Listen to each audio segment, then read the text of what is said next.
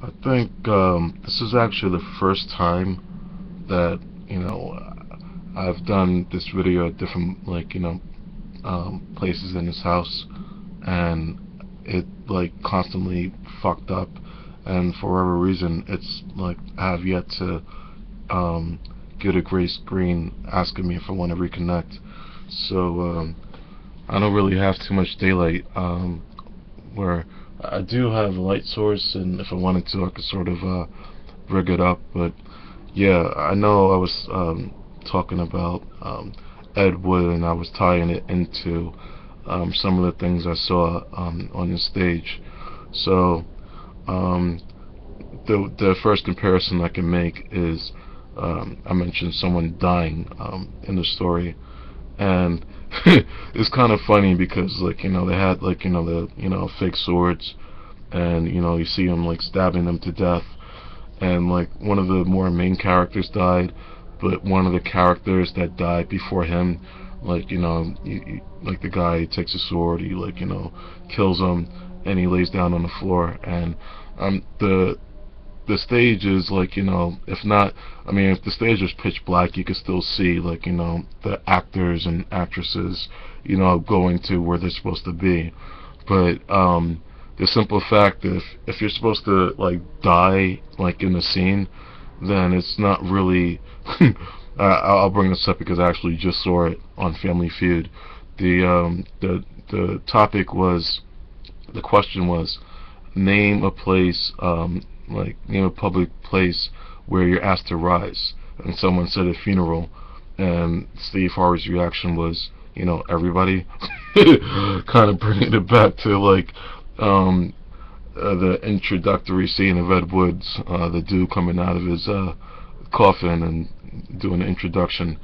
But yeah, I guess the most noticeable aspect of where there were some technical difficulties was, um, there's times, you go to Broadway, and I know Rent is one, like the first play where you can actually see like the microphones, I guess hooked to the ear, and at most other plays, I assume they have the same system where if you're on TV or on a late night talk show, for example, they'll have something like toward your waist.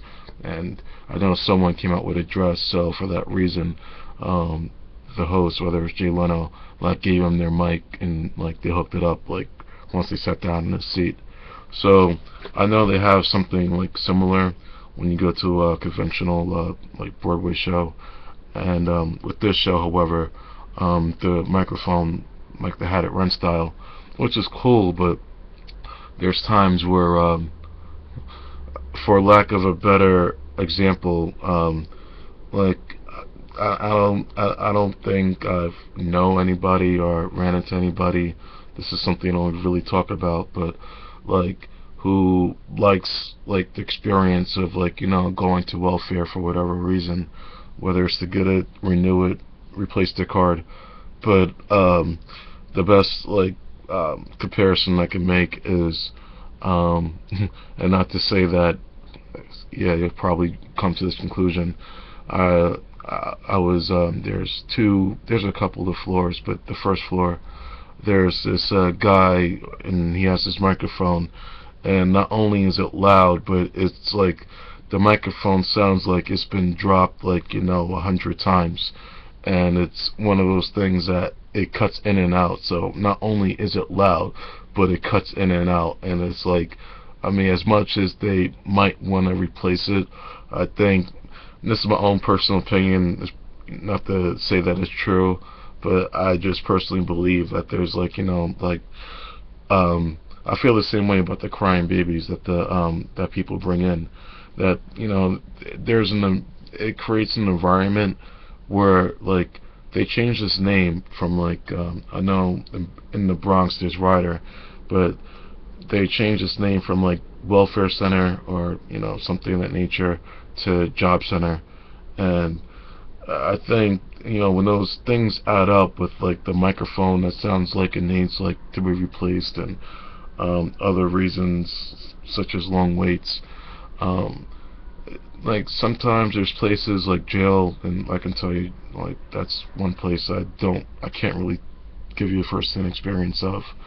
That it's sort of designed where, like, and I could think of another example that I'm not going to share, where it's not really, if it was so convenient, like if you're in a restaurant setting or any place where it feels like you're a customer and, like, um, you deserve to get what you pay for, or at the very least you don't leave a tip if you don't. Where if it's designed for you to, like, for it to be a comfortable experience, then I mean, then they're not going to enable you to, like, be lazy. They're not going to enable you to just, like, there's lots of ways to get money that, taxpayers, paid for. One thing that I wouldn't mind doing now, but you can, like, write grants, and that the government distributes. But there's other ways that, there's more than one way to skin a cat, I guess, is what I'm getting at. And there's, like, a way where you feel like you're a productive member of society. But I was getting at is that, um, if you're an unproductive member of society, even if it doesn't register in your head, once you go to this place, you're gonna feel it. You're gonna have that. It's like the same reason why, like, I wait until, like, just before, like, 5 o'clock to get into the building on 16th Street off of Union Square, because I know if I get there, like, at noon, then I'm gonna be there until at least 5 o'clock. I've there's a handful of times that I've apparently I slept and my name was called, and I didn't know that. That's why I was the only one, like, sort of left waiting to see somebody. I'm not even going to get into the attitudes of some of the people that I can make that a two-way street, because and to be quite honest, I can talk more about the people I met in Florida as better than the people I've ran across, at least in New York City, needing assistance from the government. But yeah, that was a total like tangent. So yeah, I mean, that, I guess, like, the only other thing that I can, like, place as number two with noticeable, like, production sort of I guess if you were to go to a Broadway play, you wouldn't see people manually moving the stage props. There's times where it fits seamlessly, because the stage props in one scene were sort of altered for the following scene. So overall, I think I'll say number one for $20. I mean, I wouldn't mind, like, obtaining a student ID one way or another, and saving $10. But even paying $20, I definitely felt like I got my money's worth. And then okay, I'll just cut to the chase here. This is what made that my trip to see that play day before yesterday. And yeah, I probably did talk about this, and I apologize for repeating myself, but there was the main character, Aida herself. She actually, there's another woman who sort of does the role of Aida as well. It's not really an understudy, but I guess they just do alternate days for whatever reason. And she was, like, pretty good. And I'll be honest with you, the other woman, the other main woman in the show, like, when I first saw like, the woman do the opening song to like, after the stage curtains open, I thought that was her, but it was actually, like, the third person in the play that sort of it was in that, like, love triangle.